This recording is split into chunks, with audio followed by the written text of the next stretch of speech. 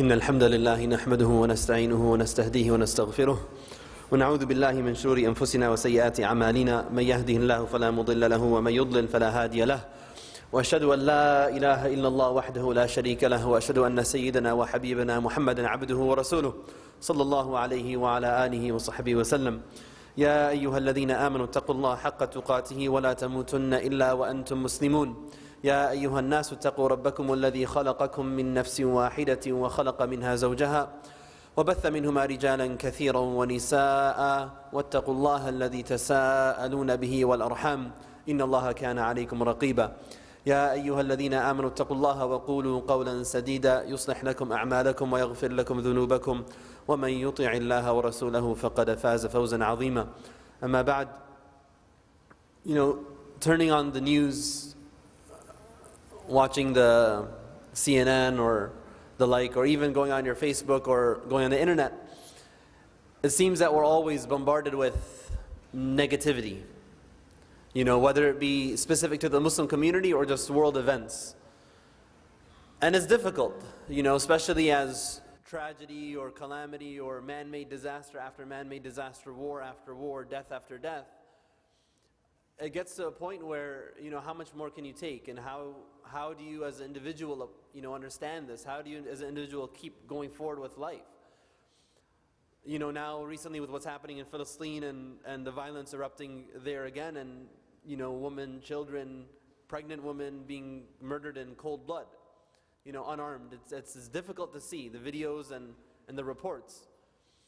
And, in that, I once listened to a lecture by Sheikh Walid Basuni, one of my teachers, and he gave a very important talk on how we can kind of approach these things, and how the Prophet ﷺ how he would lead a community, how he would lead by example. And so I wanted to share with you some of those thoughts of how the Prophet ﷺ, exuded optimism and positivity, even in light of difficult circumstances. Not just in light of difficult circumstances, but all sorts of circumstances. He ﷺ was narrated that when he would come across people who had negative connotations, when a man, for example, he met him and he said, "Where are you from?" And he said, "I'm from the valley of Dalala, Sha'b al-Dalala, I'm from the valley of misguidance." The Prophet ﷺ told him in response, "No, you're from the valley of guidance." When he met a man who's two men, he's asked them, "What's your names?" And they said, "We are known as al-Muhaman." Al-Muhaman means the two who are humiliated. The two who are humiliated. And the Prophet said, "No, you are al-Mukraman. You are the two who are honored." When he met a man whose name was war, al-Harb, he said, "No, you're Silm, you're peace." So you would change names and to things with positive connotations. There was a man who named his daughter Asiya, the sinner, and he said, "No, she's Jamila, she's the one who's beautiful." Even Medina itself, when the Prophet made hijrah to Medina, he said no one should call Medina by its old name. Its old name was Yathrib. A tathrib means something that diminishes, that decreases in time. And so he said no one should call it Yathrib, now it'll be known as At-Tayyibah. Tayyibah means the city of goodness. Right? So things that had negative connotations, he would change to positive connotations. In times of difficulty, when the Muslim Ummah would face difficulty, it's narrated that he said, إِذَا قَالَ الرَّجُلْ هَلَكَ النَّاسِ فَهُوَ أَهْلَكَهُمْ وَفِي رِوَايَةٍ فَهُوَ أَهْلَكُهُم.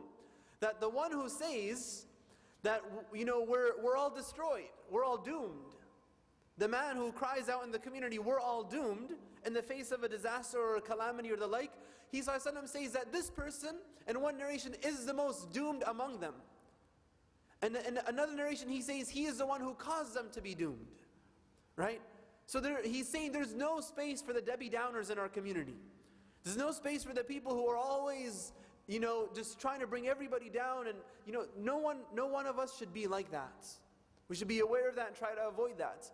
In the Battle of Al-Ahzab, when the Muslim community in Medina was surrounded by an army of 10,000 strong, the narration says that the hypocrites, when the believers were building a trench, the Battle of the Trench, they were building this trench to keep the enemies out from coming into Medina.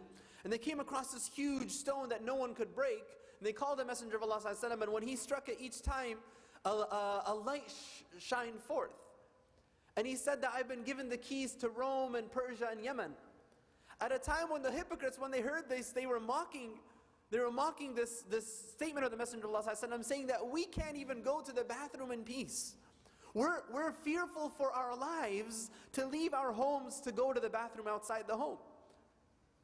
And the Prophet of Allah is talking about the taking over this, Rome and Persia and Yemen. Like, what is this?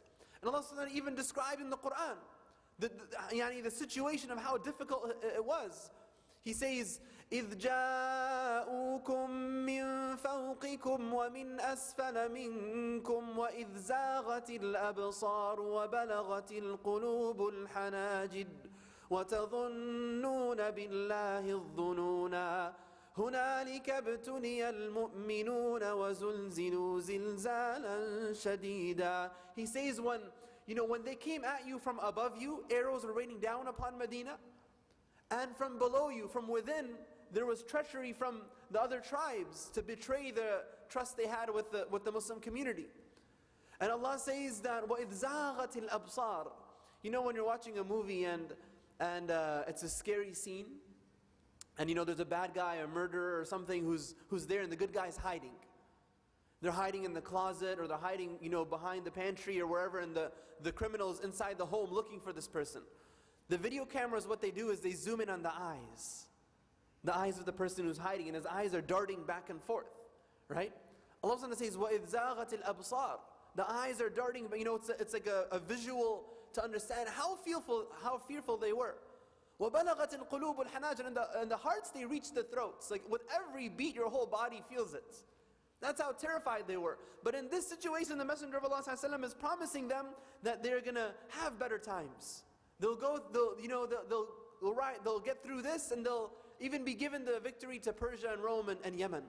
When the Prophet ﷺ was being chased in the Hijrah by Suraqa ibn Malik with Abu Bakr anhu, and Suraqa ibn Malik came close to them, the Prophet ﷺ, he tells him, كَيْفَ بِكَ إِذَا أُلْبِسْتَ سِوَارَ الْكِسْرَى. How will it be, O Suraqa, when you are wearing the bracelets of Kisra?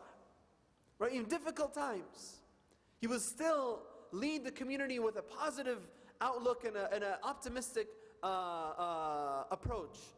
And these are things that we have to try and learn from the Messenger of Allah sallallahu alaihi wasallam.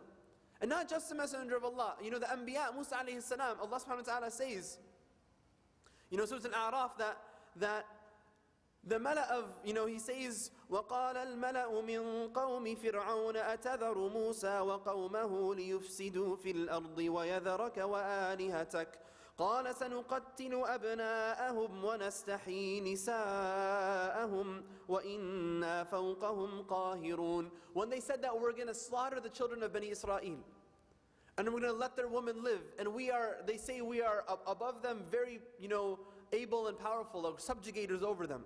And Allah says, قال موسى لقومه استعينوا بالله واصبروا إن الأرض لله يورثها من يشاء من عباده والعاقبة للمتقين. Musa alayhi salam tells the people, seek help with Allah subhanahu wa ta'ala and be patient, right? And what happened? Like, we're all inshallah ta'ala going to be fasting tomorrow. Tomorrow is the 10th of Muharram, Yawm Ashura, the day in which Allah subhanahu wa ta'ala saved Bani Israel from the people of Fir'aun. And so we fast this day in honor and thanking Allah subhanahu wa ta'ala for what He did to Musa alayhi salam. And we're encouraged to fast another day with it, either today, or if you're not fasting today, then fast Sunday, right? Musa alayhi salam tells the people, seek help with Allah subhanahu wa ta'ala and be patient, for Allah's land He gives to whom He wills, and at the end of the day, the victory is for the believers, for the muttaqeen. Right? So it's something that we learn even in difficult times, that you have a spirit of positivity and optimism. Even when we're making dua, the Prophet ﷺ, he forbade us from making dua and saying, "Oh Allah, give us something in shit, if you so wish." He says, "لا يقول أحدكم اللهم اغفر لي إن شئت." Don't say, "Oh Allah, forgive me if you so wish," because that almost represents a form of doubt. That, "Oh Allah, only if you wish, then forgive me." Rather, you say, "Allahumma ghfir li," "Oh Allah, forgive me." Prophet he says, فَإِذَا سَأَلْتُمُ اللَّهَ فَاسْأَلُوهُ الْفِرْدَوْسِ. When you're asking Allah, then don't just ask to get into Jannah. Don't just ask to get your foot in the front door and you're happy. Don't settle for that. Ask for al-firdaus al-a'la. Ask for the highest level of paradise. Right? Again, even in how we deal with Allah subhanahu wa ta'ala, we deal with a very positive attitude. But the question becomes, and I wanted to focus more on the latter part, is how do we do that? You know, it's easy to say, okay, be positive when, you know, what's happening in Palestine, what's happening in Syria, what's happening in Egypt, what's happening, you know, in Afghanistan, what's happening locally here. We, you know, 2 weeks ago, we weren't sure if we can come safely to the masjid because armed groups are going to be protesting outside. Right? We have our Muslim children being taken away in handcuffs for inventing and building clocks. Right? It's a challenge. And so in face of that, in face of reality, with Hurricane Patricia now coming in on the doorsteps of, you know, Mexico, we ask Allah to keep the people there safe. Right? How can we be like the Messenger of Allah sallallahu alaihi wasallam? How can we do that? You know, just yesterday there was a sad news of the murder overseas in Europe of a man with a sword or a dagger of some sort in a school. Right? And then they're saying they're not yet sure if it's a terrorist attack or not.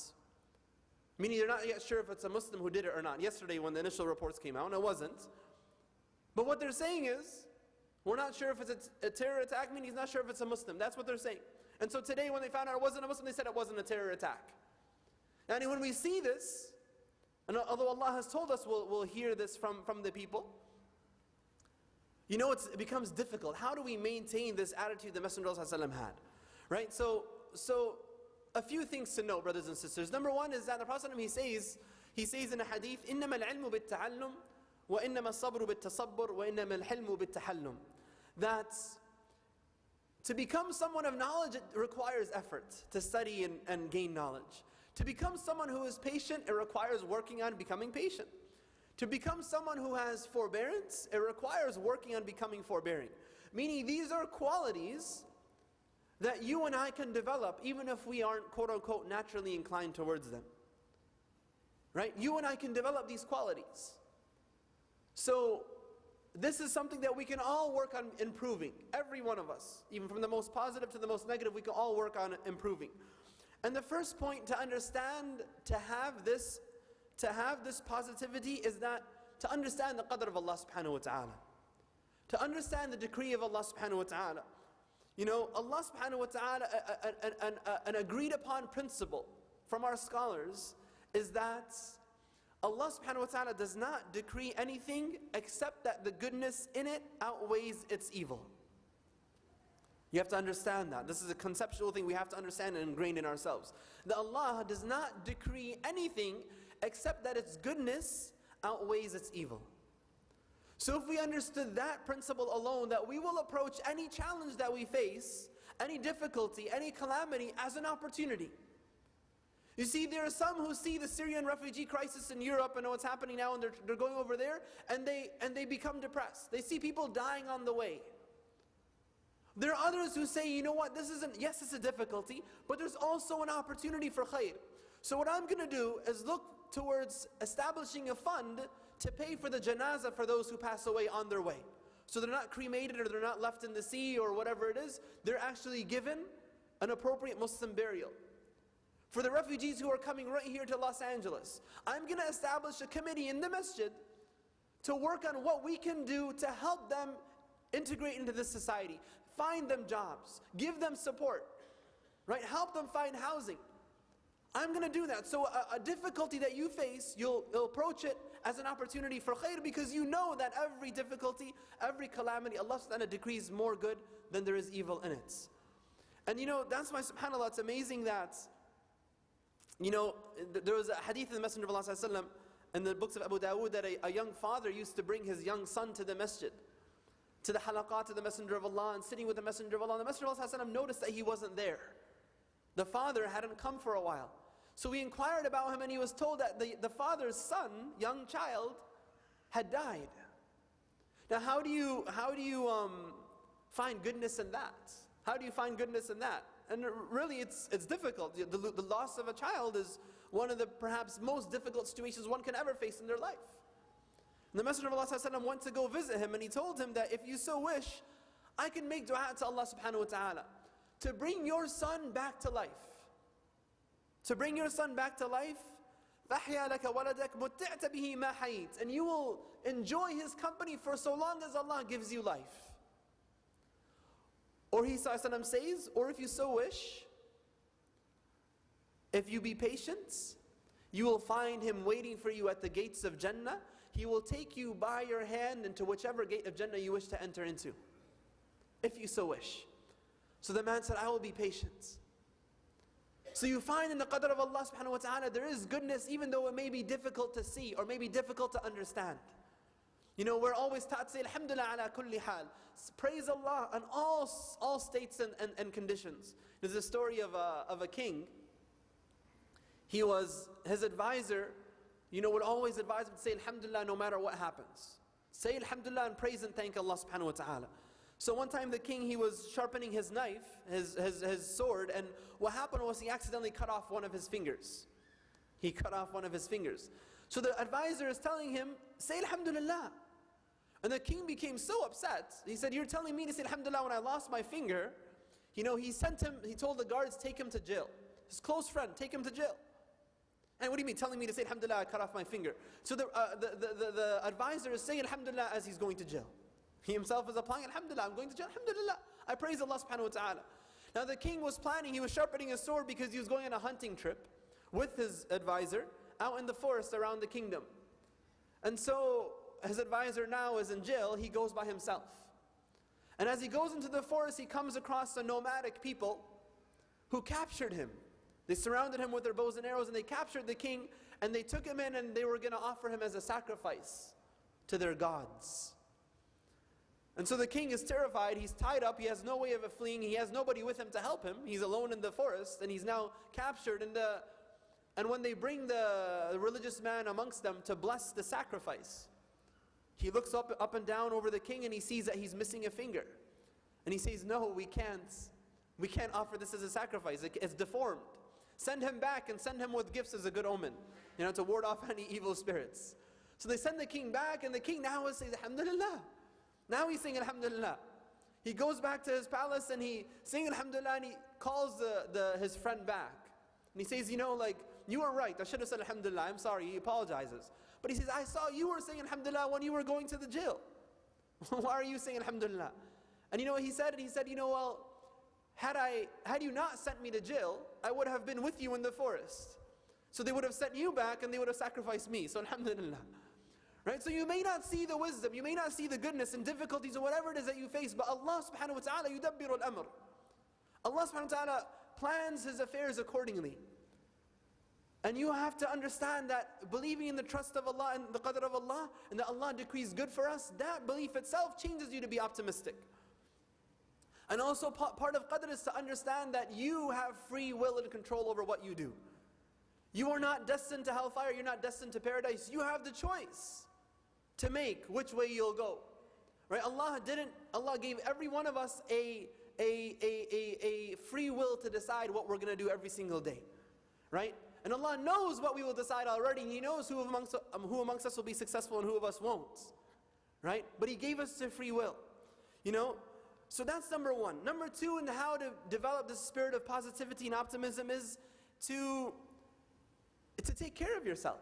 The way you carry yourself. The Messenger of Allah once saw a man with his beard all scraggly and hanging around and his hair all flowing all over the place, and he told him, whoever has hair, let him take care of himself. Man kana lahu sha'r falyukrim. Let the one groom himself and look nice.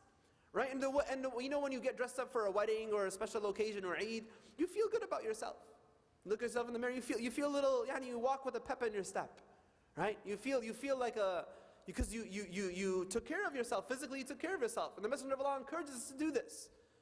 Taking care of the pubic hair and keeping our grooming nice and wearing Prophet. He was known, you could tell where he walked by the scent that he left behind. He would leave a beautiful scent. Right? Physically taking care of yourselves, going to the gym and working out. When you leave the gym, you always feel good. Right? When you leave the gym, you always feel less of his leg day, then maybe you feel a little, sore, and even driving becomes difficult. Right? Pressing the pedal. But when you go to the gym, you work out, you feel good. You feel good about yourself. Right? So Prophet encouraged us to take care of yourselves physically. Number 3 is learn how to smile again. Right? Smiling is important. It's the sunnah of the Messenger of Allah. We all know the ahadith that smiling in the face of your brother is charity. The Prophet ﷺ, he was described that, Anas Jabir, he says that I never met the Messenger of Allah except that he was smiling. Now understand who he's talking to. He's talking about the Messenger of Allah. The Prophet ﷺ, he lost 6 children in his life. 6 of his 7 children died in his life. Can you imagine? Not 1, not 2, 6 children? He's leading a community going through the challenges that they're going through and the difficulties and the stress. You could see stress on people, right? You can see when people are stressed out, but the Messenger of Allah was always seen smiling. Right? And when you smile, you cause others to smile. Right? Sometimes I'm sitting with my parents, my father with gatherings with his friends, and they're speaking in Urdu, and I don't understand most of what he's saying. I understand bits and pieces, and they're saying some joke, and everybody starts laughing, and I laugh too. I don't understand why, but I'll laugh, And when somebody gets angry and somebody gets upset, you go to work and somebody's angry and, you become angry too. You start frowning too. SubhanAllah, it takes more muscles to frown than it does to smile. It takes more muscles to frown than it does to smile. Right? And so our smiles, they're right underneath our nose. They haven't gone anywhere. Right? We just have to become a people who smile more. You're going to the shop, you're going to the work, you're coming home. Be a people who are smiling and spreading that cheer and goodness amongst the people. Right? Number 4 is surrounding yourself with positive people. Being around positive people. We all have, acquaintances or people we know who all they like to do is complain. They complain about the masjid, they complain about the situation, they complain about politics. Complain. Be around people who bring the best out of you. Who see in the challenges, in the difficulties, opportunities. Be around people like that. And number 5, cleanse your heart. Our hearts are vessels, and the more we fill of it with anger and jealousy and hatred and animosity and frustration, that will show. أَلَا إِنَّ فِي الْجَسَدِ مُضْغَةً. There is in the body a piece of flesh. If it's rectified, then the rest of the body will be rectified, right? The heart controls ourselves. So fill it with positive attitude, fill it with happiness, with cheer, with smiles. And that will also show on the rest. Now, brothers and sisters, we have to understand something. And that is that, optimistic people and pessimistic people, positive people and negative people, they both face difficulties in life. It's not that positive people, have no challenges. Everybody, we're all the same. We're all in the same boat. We all get sick. We all lose loved ones. We all face challenges in our school, in our workplace, in our families. Everybody has, we're all the same. The difference is how one approaches these difficulties and challenges. The difference is how one sees this as an opportunity for good, or an opportunity to improve myself, or as a challenge that breaks them. Right? That's the only difference. We can't control which way the wind blows, but we can control our rudder and which way the boat will sail. Right? You can control your reaction to the challenges, even though you may not control the challenge itself. You can control your response. And so we have to strive to become a people of positivity and optimism. وَأَقُولُ قَوْلِي هَذَا وَأَسْتَغْفِرُ اللَّهَ لِي وَلَكُمْ فَاسْتَغْفِرُوهُ إِنَّهُ الْغَفُورُ الرَّحِيمُ.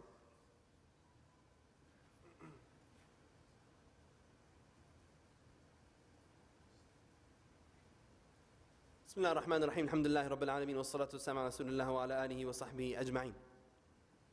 The Prophet ﷺ, he says, مَا أَنزَلَ اللَّهُ مِن دَاءٍ إِلَّا جَعَلَ لَهُ دَوَاءً. He said that Allah subhanahu wa ta'ala has not sent an illness except that He has sent for it its cure. And Ibn Qayyim rahimahullah ta'ala, he says about this hadith, it's not just limited to physical ailments. It's not just limited to physical ailments. Meaning when there's challenges, there are solutions. We have to become a people who see that.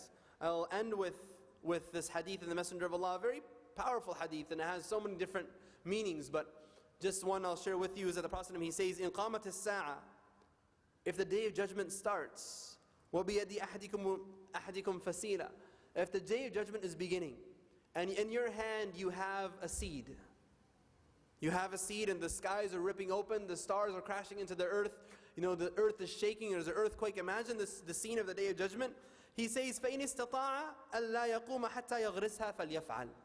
So if this person, if you are able to plant this seed before it overwhelms the person, before it gets in, then do so.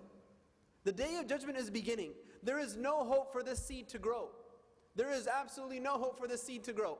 It won't even have a chance to get its first watering. But he's saying if it's about to happen and you have this opportunity to do good, then do good, regardless of the situation and circumstance. So we have to, brothers and sisters, strive to become a people of goodness. Right here in Los Angeles, the homeless rate is increasing, right? 12% in the last 2 years, right? You find people who are in need. You find people who are suffering. And the brothers actually outside have the ICNA relief table, right? They're doing local work here with the food pantry and the women's shelter and the like. These are opportunities for khair. These are opportunities that you and I locally we can do right here and abroad and everywhere we face in our life, personally or on a communal level. We can face the challenges together with a spirit of positivity and a spirit of, you know what, let's find a solution, let's make our community better. So we ask Allah subhanahu wa ta'ala to make all of us amongst those who see opportunities in the difficulties that we face. And we're able to approach these difficulties with patience, with wisdom, and with guidance and tawfiq from Allah subhanahu wa ta'ala. Inna Allahu malaikatahu yusalluna ala nabi ya ayyuhalladhina amanu sallu alayhi wa sallimu taslima. Allahumma salli ala Muhammadin wa ala ali Muhammad kama sallaita ala Ibrahim wa ala ali Ibrahim innaka Hamidun Majid. اللهم بارك على محمد وعلى آل محمد كما باركت على إبراهيم وعلى آل إبراهيم في العالمين إنك حميد مجيد. اللهم اغفر للمسلمين والمسلمات والمؤمنين والمؤمنات الأحياء منهم والأموات إنك يا ربنا سميع قريب مجيب الدعوات. اللهم أعز الإسلام والمسلمين وأذل الشرك والمشركين ودمر أعداءك أعداء الدين واجمع كلمة المسلمين الحق يا رب العالمين وأقيم الصلاة.